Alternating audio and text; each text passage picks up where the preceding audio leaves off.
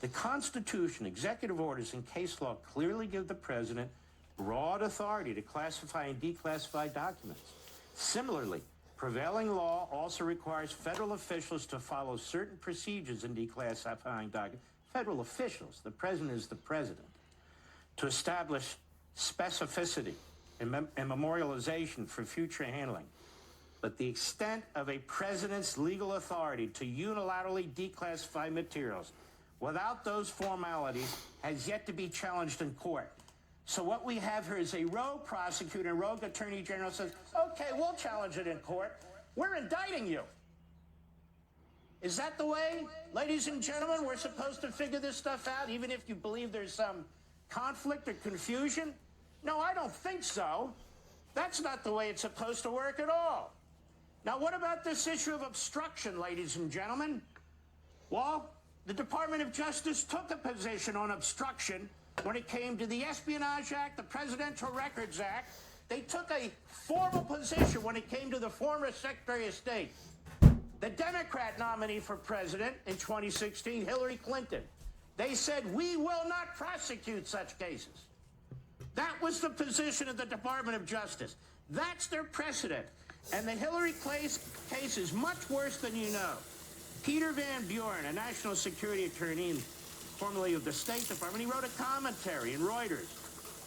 He said there was no electronic connection, remember all the emails and the server, between the government's classified systems and Clinton's unclassified server. This indicates that on 110 separate occasions, Clinton and or one of her correspondents had to have retyped or copied and pasted information from a classified format. There's no other method to transfer data. Classified markings such as top secret were removed in the process, though Comey at the time did say some marked emails classified were found on the server. He's saying there were more than some. There were a whole lot. He goes on, Hillary Clinton's earliest statements that no classified information traversed her server later changed to no marked classified information.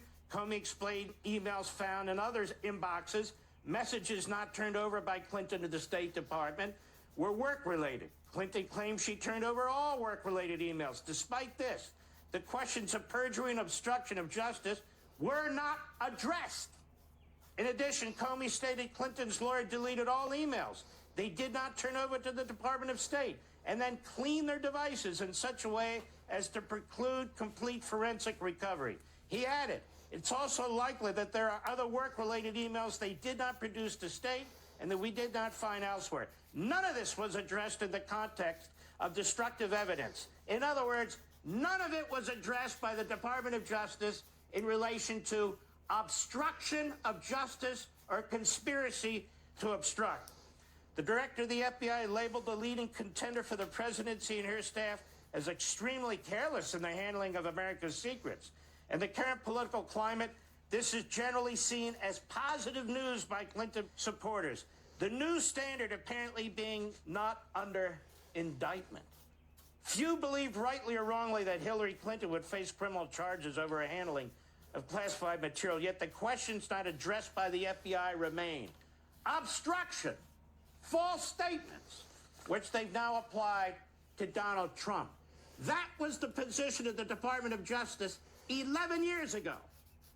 But it's not the position of the Department of Justice today. I'll be right back. Oh, that's it? Fuck, man. Alright, stop the recording. Okay.